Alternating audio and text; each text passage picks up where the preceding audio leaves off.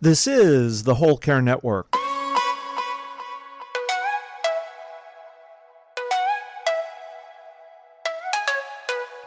Helping you tell your story one podcast at a time. Content presented in the following podcast is for information purposes only. Views and opinions expressed in this podcast are solely those of the host and guest and may not represent the views and opinions of the Whole Care Network. Always consult with your physician for any medical advice, and always consult with your attorney for any legal advice. And thank you for listening to the Whole Care Network.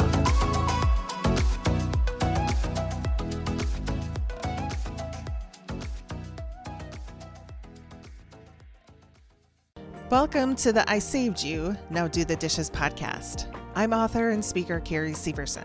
In each episode, I'll share stories and tips from my experience with caregiving and advocacy through my husband's cancer journey. Hi, everyone. Welcome back to I Saved You, Now Do the Dishes. I'm Carrie Severson. This is Gavin. Hello.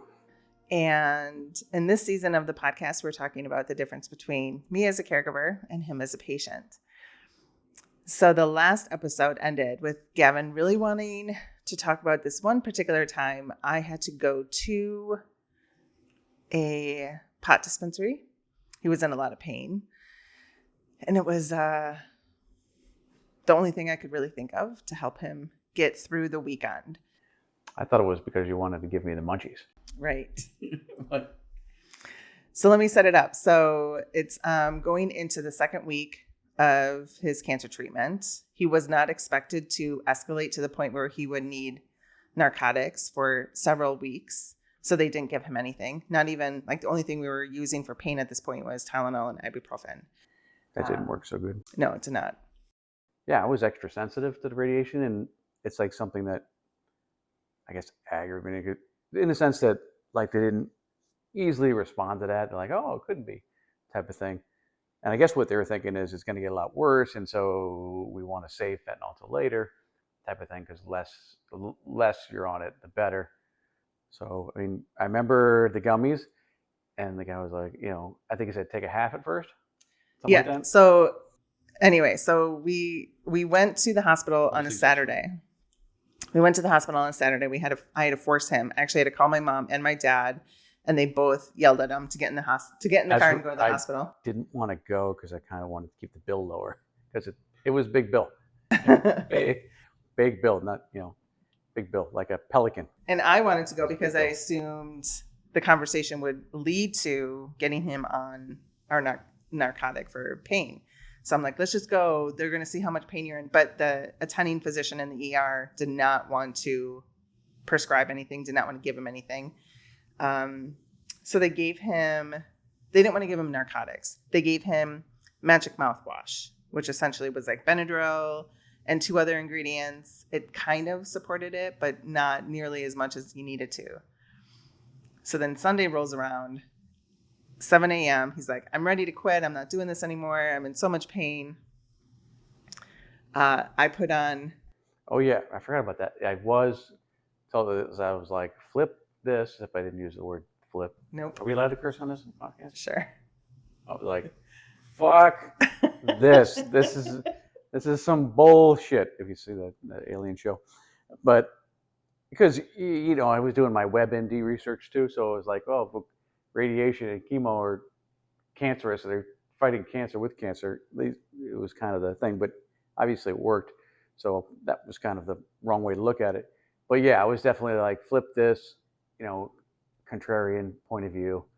And then, yeah. You kept saying your butt was on fire in the sense that you wanted to do more, and you got the pot gummies. And I was surprised. Well, one, they tasted pretty good, except that they had a little bit of a weed, obviously. A weed after flavor. I don't know how I knew that. I guess my friend told me about how weed flavor told me. That's not entirely true. Anywho, and I think you gave me a half at first, or did I take a full? No, I walked in after 8 a.m. Sunday morning, and the only person in the dispensary, and the guy opens up the door and he's like, first time here. And I was like, yeah, my husband is in a lot of pain. They're like, oh, 2-for-1 special specifically for cancer patients. So I walked out with like 2 bags, 24 gummies each of raspberry orange gummies. And then I came home, you were passed out on the couch, and I waited for you to wake up. And I was like, look, honey, I got you gummies. And you took the bag, opened it up, and ate a whole one. Oh, but it took you a really long time to get it down because you couldn't really swallow. So you were it's just letting it eating dissolve. a little, you like bit an ear and then the other ear, and you had to like wait for it to dissolve in your mouth, and then you would swallow it. So it took you a while to get it down, but you ate the whole thing. That explains a lot. And then, then I felt like I did it on like a Friday night or Saturday, and then I was stoned for like 3 days. talk about what happened after. That was like I was on the 8 a.m. couch, and I think I was up Top Gear or something, but everything but I think I was relatively more entertained from that. I remember, I think it not instantly, but like took a nap pretty quickly, and then I remember it was really hard to get out of the couch. It was like 100-pound weight was on me, and then I think I might have eaten something, but I can't remember. I can't remember. And then I remember previously you did some marijuana oil, and then sometimes my I mom get listens to hallucinations. this. Hang on a second, Mom. Mom, what do you my mean? mom is listening. Be quiet. Back when the microphone is right there. Okay. Amateur. I had a naturopath that gave me CBD oil in 2018, even before we got, I saw her for chronic stress because of your life. Anyway, CBD oil to help me fall asleep. Gavin, and it was a teaspoon. Gavin took like 2 tablespoons one night and then thought there were people breaking into the house. Yes. So he's never been very good, Door. even on anything like CBD oil. Yeah, Anyway. I'm pretty sensitive to the marijuana. But for that, the pot gummies, did it help your pain? I think so, because it Not dulled a too lot of things. It dulled a lot of things, and it kind of was like a sedative. So it probably did slow down the pain signals to my brain. I can't remember. He was on the couch for like 10 hours. He really could not move. I remember trying to get out. I was like, oh, and it was just like incredibly difficult. Like, yeah, strangely so. Like, I guess that's the reason why potheads do a lot of sitting. It was a lot. It was like the worst case scenario, because we tried to get something for him, and that's the crazy thing, is that we went to the hospital looking for painkillers.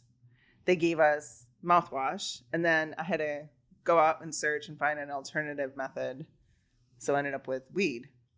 So we have these 2 bags, and he has such a strong reaction that the next day he did not do well.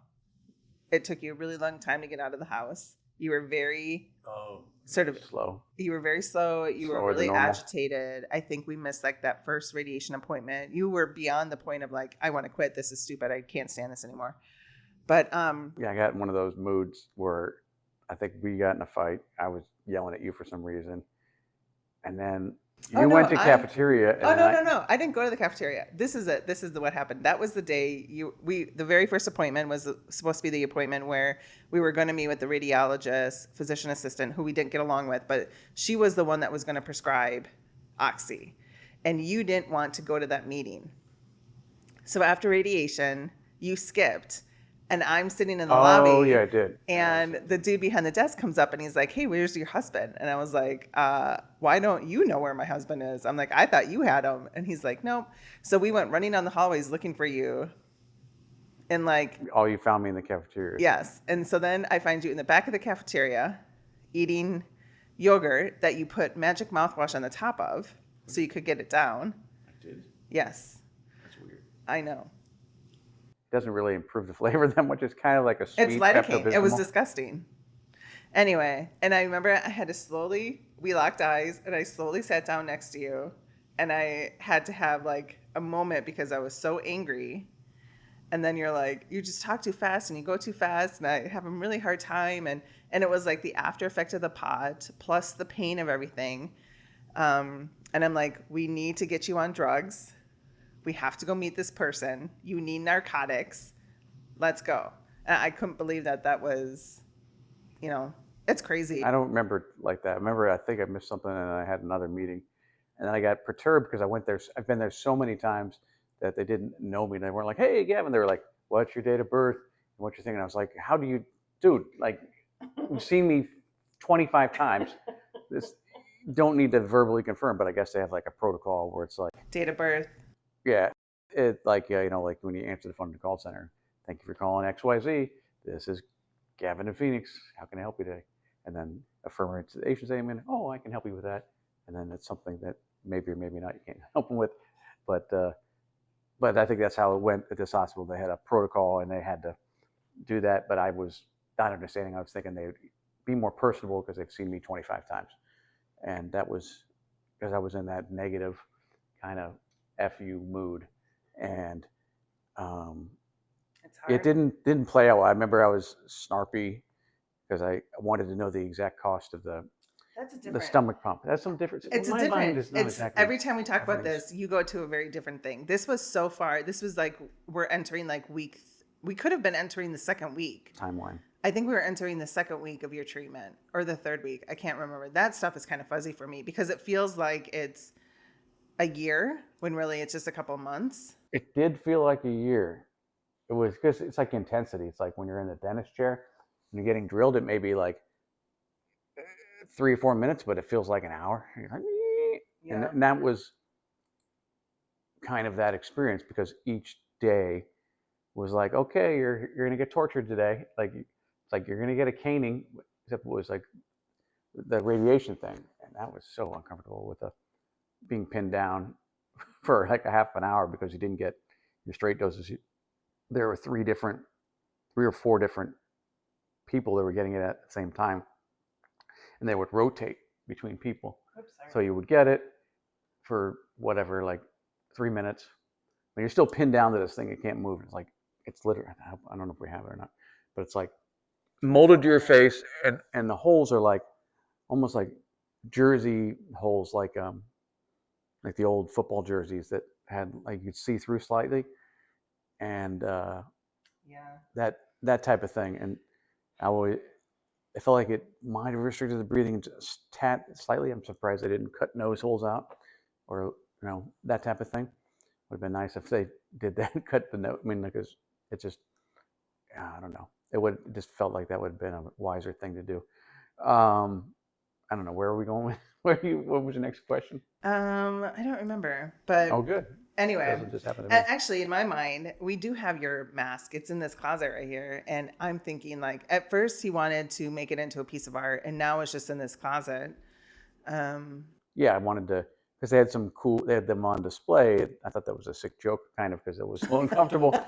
It was one. I think I still have a picture of someone turned into a Spider-Man Yeah. outfit, and I was thinking, because I, I'm kind of a dork or just maybe selfish at times. I used to like to play Halo a lot, like 15 years ago. So I wanted to turn it into Master Chief, but never got We around to couldn't that. find anyone to do that. That's true. I kind of feel like when I look at things like that, I have, because we fell into so many cracks and I had such a hard time, I have a very strong opinion of that experience. And when I see like people like making artwork out of so many people had positive experience and they praise their staff and stuff. And I'm happy. I have a different opinion. Overall, I mean, they tried their best, and most of the people were really cool and kosher. Just that some of the teaching people or the people that didn't have a lot of experience or the ability to emotionally connect, there was only a couple of people like that, maybe 2 or 3. But the majority of the people were cool. It's just that those stand out, like just like pain stands out versus just feeling normal. Well, 2 of the people that we had to see on a regular basis, actually probably 3 of the people we had to see on a regular basis were definitely in burnout. And then when you went back and you actually had the treatments and you got to meet the technicians and the staff, you met so many other people than I did. Right. The technicians were all cool. You created connections. That was one thing I was a little disappointed on, is like you have this doctor, but the doc, like I'm used to, like, I guess, personal care, like you would think the doctor that prescribes the radiation would be there each time that we can check, how's it going, blah, blah, blah. But you have these third-party people that will probably paid like $25 an hour, something not that well. And they all got along like fraternity brothers, even though they were, mixed. And they would play Bob Marley for me, which was my relaxing music. I thought I had to think about that. What would be relaxing? Stop doing that. Well, The Bob Marley thing is something I do want to tell a story about. So when it first started, I had COVID, and then he went to radiation day one, comes back that night, he tested positive for COVID. So he got to skip chemo that first week. And then I asked my mom to meet you at the hospital so that you could tell somebody there, because I knew you would forget, to have them play Bob Marley. Sure. Do you remember the time, though, that you came back thinking you had like super hearing? You thought the radiation was like making you like Spider-Man, where you could hear everything because you had rap music going in one ear and Bob Marley going in the other? No. Yeah. I mean, I remember that one time they combined like death metal with whatever, and I wasn't sure if they were messing with me or not.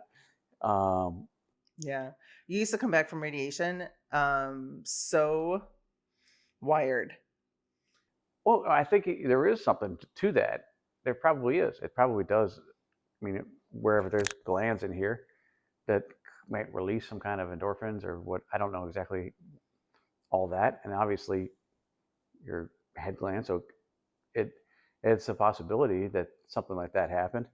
But it didn't last. And then obviously the throat, it's weird how it works. Like it definitely was like you didn't feel it at first, and then 2 or 3 or 4 hours afterwards, it's like, holy, what happened? It's like when you get strep throat, like kind of thing where everything's fine, and then all of a sudden it's not.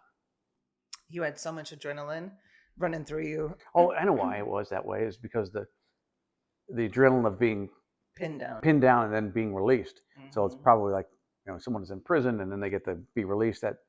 That's got to be a euphoric feeling. So we had this. I asked you once. I was like, why do you always come back nuts? And you were like, do you remember that you said this? You're like, do you remember Home Alone in the basement when Kevin sees the heater for the first time and the sound and the thing? You're like, that's what it feels like. That's what it sounds like. Do you remember that?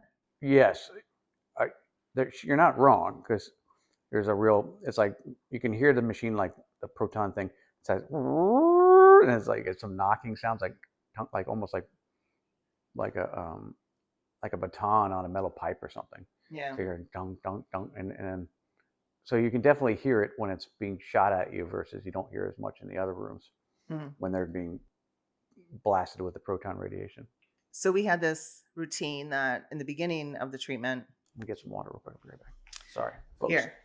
Oh, you sure? Can share your water? In the beginning of the treatment, we would come home, or if I wasn't with him, he would come home, and then we would go walking around the neighborhood because you needed to do something, and we would walk to the mailbox, which is just down the street. And then when the pot was involved, it was really slow. It was really hard. It was like you had to concentrate on each step. It's like it was really worse than old people in the cane thing. I felt like I needed that almost. Like we went really slow, and you held me. You always worried I was going to fall too, and you held me up. You used to walk down. You used to walk down the hallway holding the wall. Well, I got to make sure the wall didn't fall down on me. But the more. So anyway, so the pot thing. So we agreed. At some point, it was like a worst case scenario. It was going to be like the thing that you would take if you really couldn't sleep, or none of the other drugs. So he did end up getting on narcotics that Monday after the pod. I needed it, definitely. Yeah. And then it was relatively low, and then they kind of upped it a little bit. But when it comes to upping, all that changed was there are patches. Like were there pills and patches, or was it liquid and patches? We ate all of it. Pills, liquid, and patches. Okay. So you were given oxy, and then it stopped working, and then they were like, "Oh, just take it, instead of every 4 hours, take it every 2 hours." But so the gummies became something that was worst case scenario, and we had to like hide it in places. And we hid it in like, we ended up getting a safe. We hid it in my purse at one point. And then it really is like, what do you do with this? And so if you were having a really hard time, you would like bite off an ear and whatever. But eventually you were like, you've got to get rid of this. I don't even remember. No, I didn't say you got to get rid of it. I kind of, you're like, you got to, like, I've got to get rid of this. Because I was like, oh, maybe I could hang on to the drugs. Like, even though I knew it didn't, whatever, like it kind of. It doesn't work for you. It doesn't really, but at the same time, I want to think it does. It's weird. I mean, it works for you in terms of like, it would help you sleep, eliminate your pain, but then you had really bad, almost like hangovers, lethargic the next day. Too. It really messed with you. And so it wasn't the best thing for you. But we eventually got them out of the house, and I don't remember where we put them or the drawer right over here. Actually, I don't remember. They're not. And then you wrote no kid in there. Then you put them in a safe, and then you put them by your drawer. Yeah. And the second drawer, as I was a drug addict. I was trying to look for him. I ended up having to put him in my purse that he never looked in, and then finally I was like, it's always the purse. I think I gave him to my mom. She's gonna hate me right now. Not hate me, but she's gonna be really mad. I'm gonna get a call like any second as soon as she hears that. Maybe I didn't give him to my mom. Maybe we just threw them away. I don't know what you're supposed to do with them. Maybe give them to your sister. She'll probably call you to that. Even worse. Anyway, so if you are going through cancer and you don't have any magic mouthwash or any painkillers, helps a little bit. The nearest dispensary might help you. Right. But don't fall for the 2-for-1 special. Be advised, it makes you stupid and hard to get out of the couch. Because you'll end up with 48 gummies that you don't know what to do with, because one bag is plenty. Right. I don't know. It depends on the person. Some people, I know people are like, it actually makes them normal, but not me. For me, it's like a freight train. Join us next time as we talk about. Are you done? Yeah, we're done. Join us next time as we talk about. What should we talk about next time? Should have, I know. We'll figure it out. She'll figure it out. Yeah. Or I could just, I don't know. I mean, we could, it definitely the. Do you want to talk about drugs extended, like when they were trying to get me off of it, and then I do really want to talk about that, but not yet. Okay. Well, maybe we could, but that's something that people don't talk about is the fact that like I definitely got depressed. Getting on the drugs is to eliminate the pain, but then all of a sudden now there's this drug problem that we have to address. Right. Well, I mean, eventually it ran out, so I couldn't get it anymore, type of thing. Which was a good thing. The bad thing after that was that, like, I noticed, like, I think codeine or whatever the pills were, they made me put me in a good mood, and I was able to do stuff. And then when I wasn't taking it, you were on Oxy. I was Oxy. Okay, I was depressed, and so I could see why drug addicts do it, because they do that to put themselves in a good mood. It was not type of thing. And then luckily, they ran out, and I don't have a Oxy pill guy. Which is also good, type of thing. It's crazy. The stuff that you learn during this experience, the stuff that you have to manage, the stuff that you have to, understand, and it is fascinating that there isn't more conversation about it. So it's interesting. We had to get palliative care to get that, which was a little bit scary because when palliative care is like end of life care. Yeah, we had a which is conversation odd. Around the difference between palliative care for pain management versus palliative care for death management, essentially. Yeah. Well, thank you for listening. I hope that you've enjoyed our conversation, and over the next couple of sessions, you'll get to experience more of Gavin and what it was like for him versus me, both sides of the conversation. As always, if you're a caregiver, please remember that it's always okay to have someone else do the dishes. See you later. Hire somebody. This is the Whole Care Network.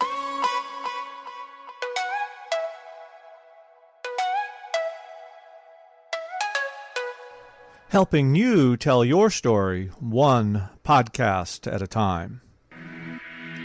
Content presented in the following podcast is for information purposes only. Views and opinions expressed in this podcast are solely those of the host and guest and may not represent the views and opinions of the Whole Care Network. Always consult with your physician for any medical advice, and always consult with your attorney for any legal advice. And thank you for listening to the Whole Care Network.